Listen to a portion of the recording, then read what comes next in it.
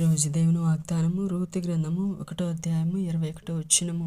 నేను సమృద్ధి గల దానినై వెళ్ళి తిని యెహోవా నన్ను రిక్తురాలినిగా తిరిగి రాజేసెను. ఇక్కడ దేవుని వాక్యంలో నయోమి ఇస్తున్నటువంటి సాక్ష్యము. నయోమి తన భర్త తన 2 కుమారులను వెంట పెట్టుకుని బెత్లెహేములో కరువు వచ్చిందని దేవుడు శపించిన మోయాబు ప్రాంతానికి తిరిగి వెళతారనమాట. వెళ్ళిన తర్వాత మళ్ళా బెత్లెహేమును దేవుడు దర్శించాడని మళ్ళా తిరిగి వస్తారు. అయితే తన భర్తని తన 2 కుమారులను పోగొట్టుకుని రిక్తురాలిగా మళ్ళా బెత్లెహేముకి తిరిగి వస్తుంది. ఈరోజు దేవునితో ప్రయాణం చేస్తున్న నీవేదో కరువు నష్టము కలిగిందని దేవుని విడిచి మళ్ళా లోకం వైపు వెళ్ళాలని ప్రయత్నం చేస్తే ఇదిగో నయోమిలాగా మనము కూడా సాక్ష్యం ఇవ్వాల్సి వస్తుందేమో. కాబట్టి జాగ్రత్తగా ఉండు.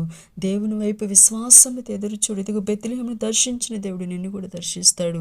కాబట్టి దర్శించినప్పుడు నీ ప్రతి పరిస్థితిని దేవుడు మారుస్తాడు.